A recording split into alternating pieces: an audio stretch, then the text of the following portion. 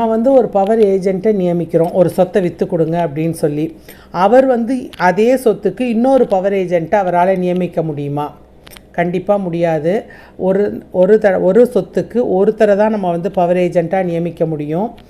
அந்த பவர் ஏஜெண்ட்டால் அவருக்கு கீழே இன்னொருத்தரை பவர் ஏஜெண்ட்டாக அதே சொத்துக்காக நியமிக்கக்கூடிய அதிகாரம் கிடையாது. நமக்கு அந்த பவர் ஏஜெண்ட் மேலே ஏதோ சந்தேகமோ இல்லை மனசுக்கு சரியில்லைன்னு பட்டாலோ நம்ம என்ன பண்ணணும் அப்படின்னு சொன்னால், நம்ம முதல்ல அந்த பவர் ஏஜெண்ட்டுக்கு எழுதி கொடுத்துருந்தோம் இல்லையா பவர் பத்திரம், அதை நம்ம வந்து சப் ரிஜிஸ்ட்ரார் ஆஃபீஸில் போய் ரத்து பண்ணிவிட்டு நம்ம புது பவர் ஏஜெண்ட்டுக்கு நம்ம வேறு இன்னொரு புதுசாக ஃப்ரெஷ்ஷாக ஒரு பவர் பத்திரம் வந்து ரெஜிஸ்டர் பண்ணணும். அந்த பழைய பவர் பத்திரத்தை கேன்சல் பண்ணிட்டு தான் புது பவர் பத்திரம் நம்ம அடுத்தவங்க மேலே பதிய முடியும். ஒரே சொத்துக்கு 2 பேர் பவர் ஏஜெண்ட்டாக இருக்க முடியாது. ரத்து செய்யும் பொழுது பவர் ஏஜெண்ட் வர வேண்டிய அவசியம் இல்லை. ஆனால் அதுக்கு முன்னாடி அவங்க எழுதி கொடுத்த பவர் பத்திரம் இருக்கு இல்லையா, அந்த பத்திரம் வந்து கண்டிப்பாக வேணும்.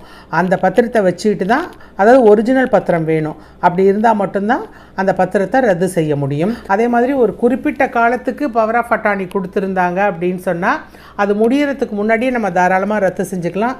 இத்தனை வருஷத்துக்கு தான் அப்படின்னு சொல்லியிருந்தாங்கன்னா அது 2 வருஷம் கழிஞ்சு பை டிஃபால்ட் அதுவே வந்து ரத்தாகிவிடும்.